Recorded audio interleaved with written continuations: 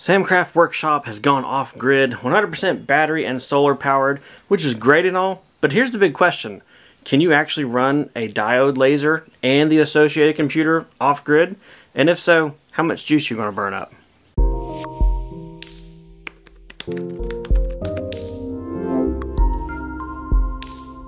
Hey everyone, my name is Sam and welcome back to Samcraft.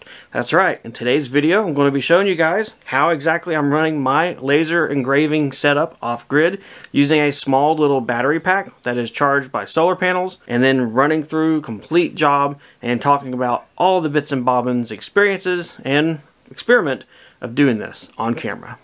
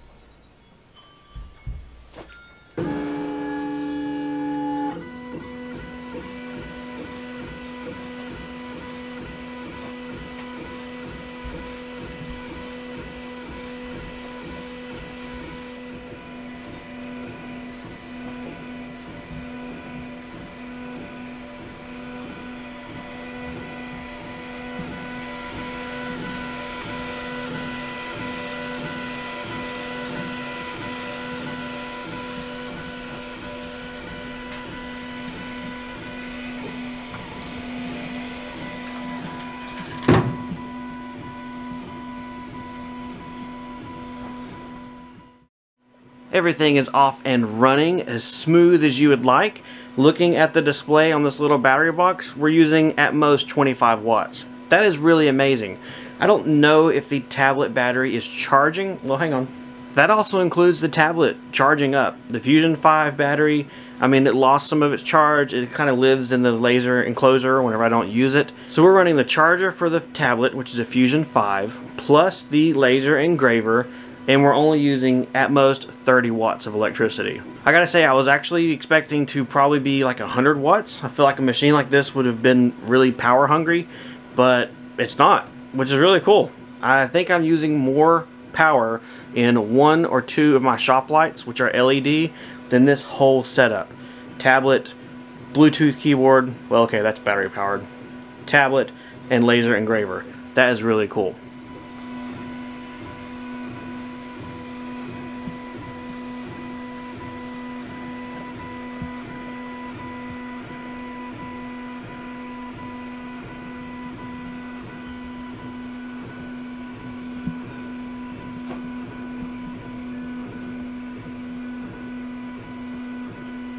The one thing I don't have in this mix because of my shop setup right now is really temporary. It's, well, unfinished. This is my permanent new home, but it's just not finished. Is the exhaust fan on the enclosure for the Ortur. I don't have that running. Slate doesn't put off any kind of smoke or really pungent, horrible fumes, so I don't ever really feel like I need to run the fan with it. However, if I was doing wood, yes, 100% I would need that exhaust fan running. So not running the exhaust fan is a little, you know, a little more electricity you could add to the mix, but I don't think it would really, okay, definitely wouldn't max out this battery box, which is rated for 500 watts, and I don't think it would break the bank either. While we are waiting for this job to run and yak at you guys a little bit more about it as far as total usage and battery drain, I'll go ahead and give you a quick shop update because honestly I've not had one in a very long time. The last video you will have seen with this new workshop is painting it, I believe, or maybe it was the rafter ties. Either way, since then nothing has changed other than the fact that it is now full of all of my tools, full of a lot of stuff from our house, and just generally absolutely packed out. I have not only my workshop stuff in here, I have my home office desk set up right here, literally right at the camera, and so that normally doesn't live in a workshop. It's in here, it takes up probably about a 4x3 area. And then we have storage things, we have a washing machine that has to be in here for storage, and a bunch of other stuff. We're still in the process of getting our home reset back up and connected and all of the things that go along with that. On one hand, that's taken longer than we expected, but on another, it's kind of moving about at the pace that we expected, so it is what it is. Since our home is the main focus of getting this place ready, the workshop has kind of not really been touched. There's been no progress done on anything.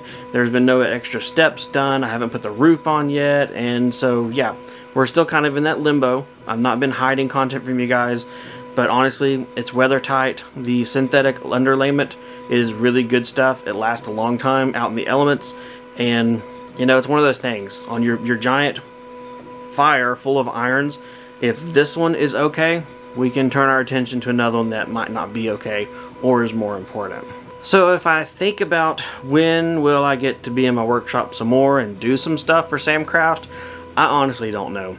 I feel like we still have another month until we are back into our home, and then after that there's going to be a lot of house stuff going on, I'm sure. So possibly, hopefully, mid-May, maybe the end of May, I will get to be back out here and we'll work on putting the roof on and the trim and everything of that, but don't hold me to it. I don't know what's going to happen. We've got a ton of stuff going on between, you know, moving and setting up our house and doing all that stuff ourselves. Plus we are looking to get hay equipment, and we've got to cut and bale hay, which is a whole other world that Samcraft doesn't really ever touch on. That's on our other YouTube channel, and there's a link to that in the description. But just to say, there's a lot of stuff going on, and I get out here as much as I can. So according to the battery box here, it's got its own little display. We're using about 23 to 30 watts, kind of fluctuates, and it says that the battery will last another 2.5 hours. I think that's correct, although I don't know. If it's a 500 watt hour battery box, it should run 500 watts for an hour, and if we're using 1/20th of that, it should run it for 20 hours, but it's telling me only 2, so I don't know. Either way, the fact that it's running it is really cool. This video is not about the battery box. That's why the name brand's taped up. This video is not about Ortur. It's just, I don't tape that up, I guess. This video is about, can you run a laser engraver and the associated accessories like your computer or tablet from a battery box off the grid, and how much juice does it actually use?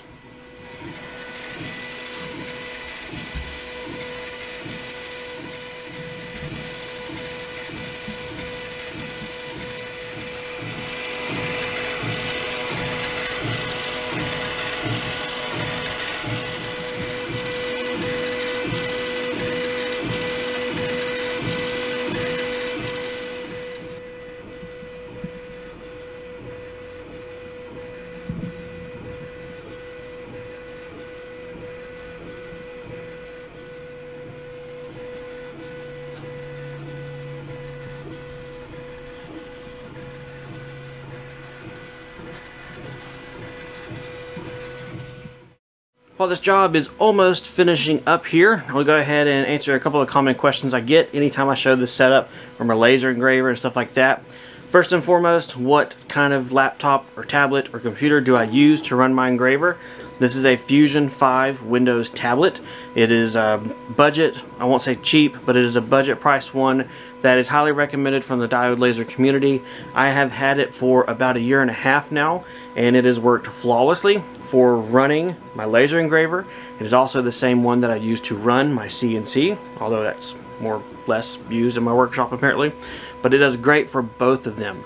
Now I say running, I don't say designing. I use a different machine for designing anything for laser and my CNC. That's my main computer, which is a laptop.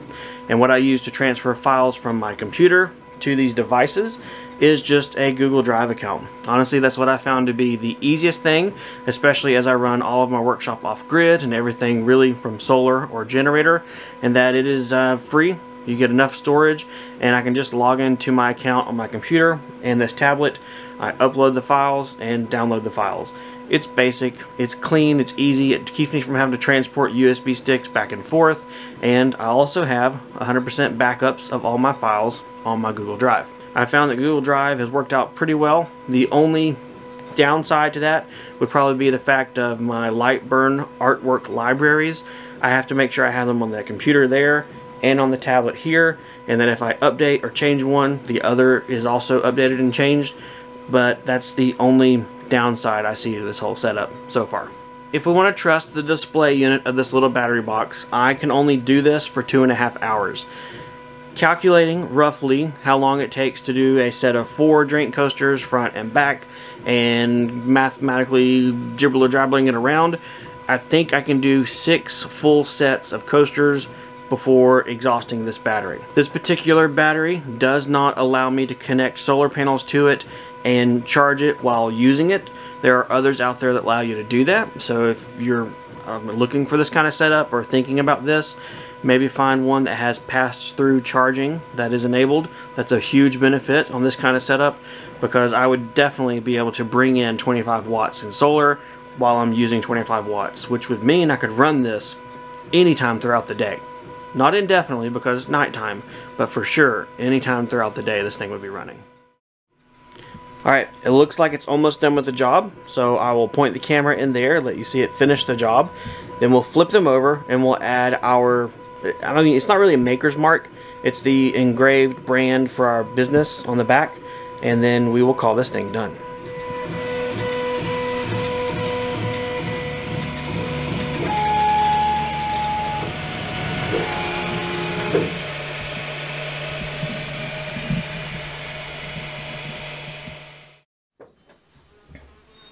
There we go.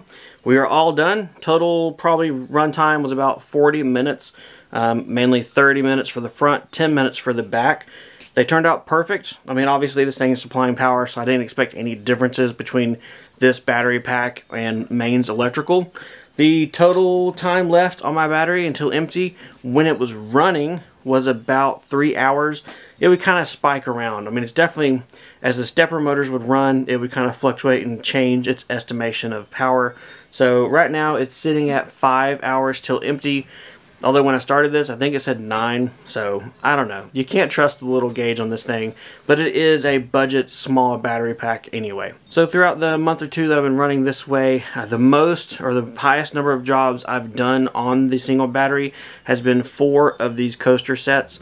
So that's a total of 16 coasters, and I had no problems running that. No problems at all with the battery and size, capacity, and everything was great. I haven't necessarily torture tested it to see how many you can actually do, because I don't know, honestly for me that's not really a feasible test. It's not really something I'm personally interested in, because this battery has outlasted and exceeded my personal requirements and capabilities of my small business, and I'm not really just looking to torture test stuff or just see how long it'll run for the sake of seeing how long it'll run.